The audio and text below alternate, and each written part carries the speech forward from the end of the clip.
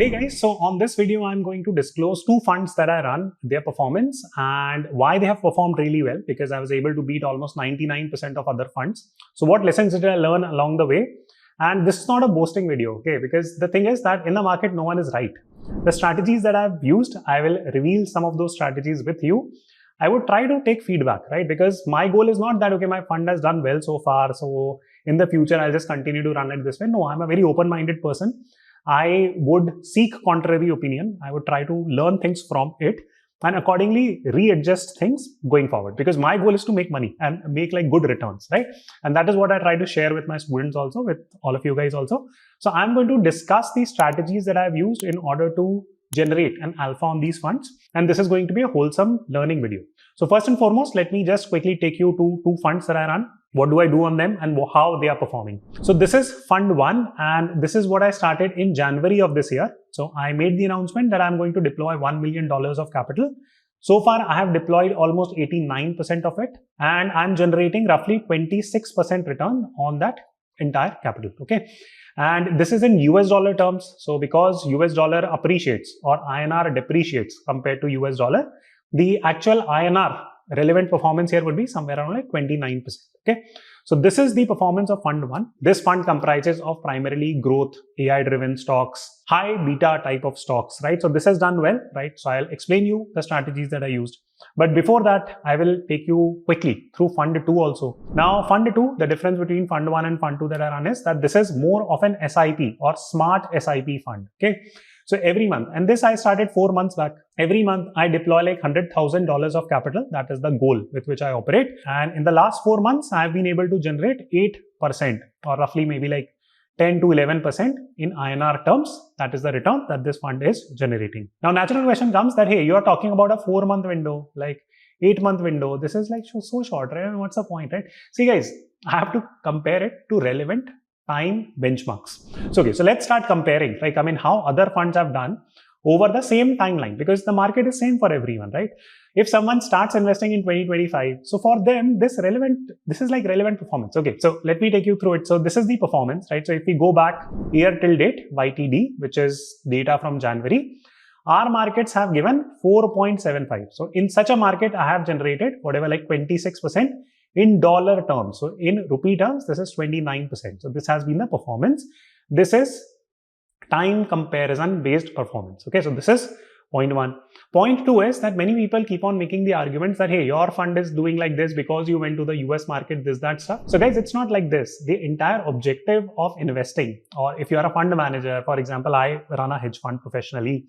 My goal is to scout for asymmetric risk opportunities globally, because even as Indians, you guys have the option of putting money in the US market when it is undervalued, deploying money in Indian market when it is undervalued, so on and so forth, right? So the idea is not that, you know what, you have to make money from XYZ market or something like that. It's about discovering undervaluation in certain markets, certain sectors, certain stocks, and accordingly deploying your capital. So the entire argument that people keep on giving me that, hey, 4-month window, 8-month, it doesn't matter, okay? Because if this fund is winning on 8-month basis, even if I don't do anything on this fund is continue or will continue to outperform majority of the fund on a 3-year basis also and 5-year basis also, because the alpha that I've generated so far is very, very high. Some of you would start questioning that, okay, this data is not correct, this, that. Nothing like that. There are thousands of students who are tracking this. I can't bluff this data. This is real. So I'm not bluffing. If I'm bluffing, my social media career will be over, my investing career will be over, or my investors will leave me. Okay. So yeah, so that's the reality. Now, let me move on to the teaching section of this video. That what are the lessons that I learned while building, managing this fund, how I'm thinking about it, what were the investment strategies or some of the investment strategies, lessons that I learned along the way. So I'll disclose that, right? So, okay. So the first key thing that I learned was that money is made in the equity market when you chase growth stocks. Now, this will look very, very contrarian, because usually what we are told is that, you know what, maybe like X% of your money should go to value stocks, Y% of your money should go to growth stocks. You should be diversified across 4 sectors, 5 sectors. No, so right now the way markets are performing, as per my understanding, is that investors love to put money in growth options. For example, if you pick the case study of Indian markets, some of the stocks which were growing really fast were maybe Zomato and Swiggy. I bought Swiggy in the unlisted market. Here's the video. You guys can go and watch it. I bought that at 360 rupees in the unlisted space. I got so much heat, right? I mean, people were just going crazy. Oh, unlisted, like, it's a scam, this, that stuff. Then recently I exited it at roughly 430 odd. And this story is 1 year old story. Okay. So I entered Swiggy 1 year ago, exited in 1 year, and I made roughly 21% profits. Now you'll say 21% profit is not much. You have to see profits in context of the market. The market gave negative returns in the last 1 year. And Swiggy gave 21% in that same market. So what's the alpha? The alpha is 21%. Okay. Now, why did Swiggy give like such high run up? Zomato also did it. Okay. So Zomato also did very well. Why? Because these are growth stocks. So now what is happening in the market is that investors want to chase growth stocks. The only reason why investors are coming to the equity market is that there is a chance of making faster money, right? Is that right? Is that wrong? I don't know. But investing in growth companies is where the game lies. And one of the first lessons that I learned in terms of building this portfolio was that I built an AI-driven or AI-first portfolio. I had a lot of NVIDIA, I had a lot of AMD. When these stocks fell, ASML, these type of companies, I aggregated them in bunch, right? And continue to hold them, right? And now you can see, for example, NVIDIA here has given me more than 60% run up on a substantial amount of capital, right? So long story short, why did I pick these stocks? Because these are growth options. Natural question comes that, hey, are there some companies in India that we can buy which are growth options? See guys, now you have to start thinking about that, okay, fine, I want growth options, but at what risk level? For example, when you are buying Zomato or Swiggy, these are still growth companies. They will still exhibit high revenue growth, but the market cap of the company is already big. So the risk is less. But in India, what people end up typically doing is that they will go to high growth options in micro cap segment or mid cap, small cap segments. Now that is very high risk, high reward game. Okay. I'm not saying no to it. You should do it, but you should do it in a more favorable environment. Now is not the time to do it. If you want low risk, high growth options, then you have to scout for like good Indian companies, good US based companies. I gave you a few examples. You can go and check it out. Right now, one stock that I'm studying in detail and I will add more positions most likely is called as Mercado Libre. Now, it is one of the top Latin American companies. It's the next Amazon / PayPal mixed.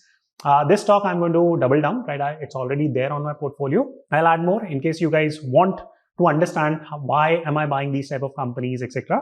Definitely do check out my NRI community. You'll get access to all these portfolios also, and you will get commentary also, plus classes also, right? So I'm putting the links in description comment box. The feedback from the community has been excellent. This is the fastest growing NRI community right now. Why? Because it has been built entirely on performance. I do not do any gimmicky marketing. I am performing, therefore people are taking my advice seriously, right? So this is the bottom line. Okay. So this is the first key lesson, that as investors, our goal should be to invest in growth stocks.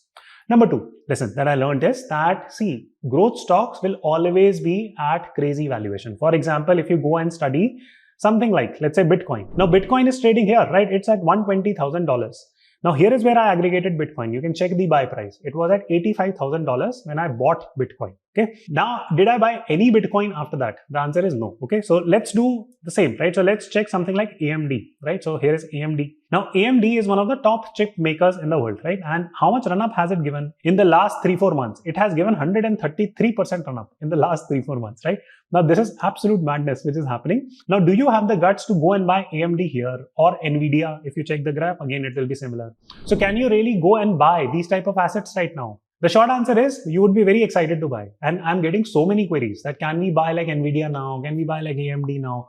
No, you should actually wait to buy these companies at some kind of support. Natural question comes that what if, like, it is consolidating here, then it goes here and then it makes another round. You wait, okay? Your only opportunity where you will actually make money on these companies is to buy them at consolidation point. For example, if someone bought NVIDIA here, they would have lost money, right? I mean, it has been whatever, like almost a year. You would not have made any money on NVIDIA or AMD type of stocks if you were buying their top. So therefore, sensibly timing the market is very, very important. Again, a lot of people will again disagree with me that, what Mr. Warren Buffett says that you should not time the market and this, that stuff. See guys, I mean, you are not going to become Warren Buffett. Let's be practical, okay? So no one has that type of money. Mr. Warren Buffett has different challenges. He has to deploy hundreds of billions of dollars of capital. You do not have such problems, okay? So for us, we need to do retail investing. which means that buy at margin of safety. Margin of safety means that, for example, Nvidia has already or AMD has already hit this point X. If you're getting to buy it here or any kind of discount, this difference between point A and point B is called as margin of safety. And there is another margin of safety between point A and point C. Okay, so this is what margin of safety is. You must understand a little bit more valuation, all this stuff, but intelligently time the market, whichever assets you think. Okay, so aggregating point 1 and 2, buy growth assets, buy them at margin of safety. Point number 3 is that you must study the basics of valuation. If you do not understand valuation at all, you'll be a clueless investor. Majority of the retail investors are clueless. So the only easy option people tell them is that, you know what, just keep on doing SIP. SIP is just a way for you to deploy capital brainlessly, right? I'm not against SIP. Do it when it makes sense, right? It's like saying that, you know what, every month you should buy a shirt. So like, you know, that way you will have like a collection of good shirts, which you would eventually be getting at a decent price. No, jab sale chal rahi hai tab khareedna. That's a simple point. There is no magic to this thought process. So therefore, understanding a little bit of valuation is absolutely critical. Now, how do you think about that, right? So right now I'm getting a lot of questions that, hey, you know what, Akshat, mid-cap stocks khareed le abhi jaake India mein, right? So now if you study the valuation of Indian markets, what you will first realize is that Indian markets right now are roughly trading at a PE of 22, 23. Okay, so wo fluctuate hota rehta hai depending on the exact valuation that day. But we are somewhere around like slightly stretched PE, right? Now, if you buy at like 23, 24 PE, right? If the average PE is 22, you are buying at 24 right now, you will not make money, right? So this is the problem number 1. So you have to wait for the PE to correct or the market to go at a more sensible level. Wait, there will be some kind of time correction. Time correction means that, see, this block, right? For example, from May or July to now, right? How much money you have made? Like, so from 24 July to now, so almost 14 months, you have made 0 returns on mid-cap stocks. On top of that, what has happened is that, see, you saw like such a big drawdown, then it went up. Now, after going through all this heartache, right, that upar niche, and then you are making like negative returns, what's the point, right? So buy things at the right valuation. That's the most important bit. So therefore, understanding valuation and showing patience is the key to investing. If you don't do that, yeah, you will not make any money. So am I against small and mid cap stocks in India? No, not at all. I made very good run up, right? When I bought small caps in like 2023, somewhere around, and in a year we exited at like 100% run up. We were very lucky also. But there was a thought process to buying like mid cap, small cap stocks. How do you study valuation? That's a topic in itself. So maybe I'll cover it on the community. So again, like, you know, if you want to learn things fundamentally, definitely consider joining it. But I will just tell you that even if you don't want to, like, you know, spend a lot of time studying valuation, just look at historic charts and graphs, right? So for example, let me pull this up for you and let me show a zoomed out picture, right? So here what you will notice is that the way small cap, mid cap stocks perform is that there are times, right, that for example, between 2018 and 2020, 2 year, 0 returns. This, like another 1.5 year, 0 returns. Now we are in a phase where it is like 1 year, 0 returns. So अब आप खरीदना शुरू कर रहे हो, if you are buying like small cap, mid cap stocks now, it's probably okay. You can start buying a little bit, okay? But the point is that you should not get stuck in these type of time corrections, because this is typically how small cap, mid caps have historically performed, right? So in fact, let me show you even more dangerous data, right? So for example, if you consider small cap or mid cap stocks here, right? So in 2010, between 2010 and 2014, how much did the mid cap stocks give? The answer was 0. Okay. Now that's not the point. Now, if you go here, okay, so if you just stretch this chart here, you'll see from 2007, if someone had invested 100 rupees here at this point, till 2014, they made 0 returns. So almost 7-8 years, 0 returns. So this is how big the time correction on mid cap, small cap stocks can happen. Right now, people are just looking at this chart, right? So I've pulled up the monthly chart here. And people are panicking, you know what, yaar, itna, you know, stress ho gaya, right? I mean, we want to make money, we want to go to small cap, mid cap stocks, but we are unable to buy it. Can we just jump now? So I'm going to jump into mid cap, small caps only when the valuation makes sense. Right now, still the valuations do not make sense. I'm not touching them. I have huge cash positions in the Indian market now. Whenever opportunity comes, I'm going to plow crazy amount of money. I'm not bearish on the Indian market. Indian market is great, right? I would invest more money, but you have to understand the inherent nature of small cap, mid cap investing in India. You have to understand the inherent nature of the entire Indian market, that it's a trading market right now. to trade well, you have to, the core rule is that it's valuation. Okay. Now, okay, so very quick, and then we'll wrap up this point. See, two types of market. If you're going US tech, now that's a secular growth market, right? Actually, companies are growing at 15-20% in dollar terms. In India, there are a handful of companies. Like, it's very, very difficult to find any company, right, in India which is growing large cap, which is growing at 20% plus. But if you consider AI business, for example, Nvidia, it's a $4 trillion market cap company. It grows at more than 20% plus. So long story short, US is a buy and hold market as of now. India is a trading market. You buy value, you flip it, right? So that's how I'm thinking. Maybe I'm wrong. You guys let me know. But this is my next lesson that I learned. Okay, so the next key point is that you need to work with a cash to investment ratio. So, okay, so let me go to my portfolio so that I can explain you. See, on this portfolio, I have invested almost 89% capital, right? And then I'm remaining with 11% cash. On top of that, I've booked some profit. So this is realized profit. So this is roughly how much? 7%, right? So 7 to 8%. So if I add this and this additional cash that I have generated along the way, so this gives me roughly 18 to 20% cash positions, or investment to cash would be 80% to 20%, right? Now, I hope that this point is clear. Now, natural question comes that, hey, why are you not fully invested? Because the markets are stretched. You go 100% investment to 0% cash when you are buying the market at deeply discounted levels. Right now, are the markets deeply discounted? No. In fact, markets are stretched. I would rather make this 70-30, right? In the next week or so. So I'll cut down some positions, book some real profits, etc., and move around with that ratio. For newcomers in the market, your natural question would be that, okay, what will you do with this 30%? When will you deploy it? 20%, what will you do with this? See, guys, when actually market goes down by 20%, 25%, or certain stocks that you love, they go down by 20, 25, 30%, you need money, right, to buy those. If you have run out of money, then you'll say, I dip I and we were unable to buy it. Or some geniuses, right, I mean, who constantly keep on criticizing me that, Akshat, you got lucky buying in the US market, therefore you have made money. Bhai, market was same for you also. Market was same for me also. It's just that I preserved my cash intelligently, sold things at the right time. Therefore, I had the opportunity to reinvest big amount and, kind of make returns. This cash to investment ratio is absolutely critical that you maintain it. If the market seems fairly valued, you can be like 90-10. If the market looks overstretched or overvalued, then you can go 70-30 and maybe like 60-40. For example, on the Indian market, I'm 55% invested, 45% cash. Okay. So yeah, so that's the situation. Okay. So which brings me to the next point, that you have to take money off the table. For example, again, going back to this portfolio, you will see that this realized profit is 71,000 dollars. Now, this is the actual profits I have made, right? Why? Because this is called as notional profit or unrealized profits. Now, if tomorrow market corrects by 20%, this goes down with it, right? But this cash is preserved, right? So it's always sensible to book profits whenever the opportunity comes, or whenever you feel that, okay, enough money has been made, valuations now look stretched.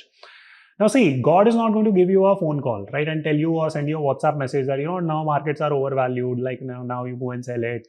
Nothing. When correction comes, it comes. It's very hard to predict. Okay. So what do you typically do? So see, now if you are a growth investor, for example, I am a growth investor.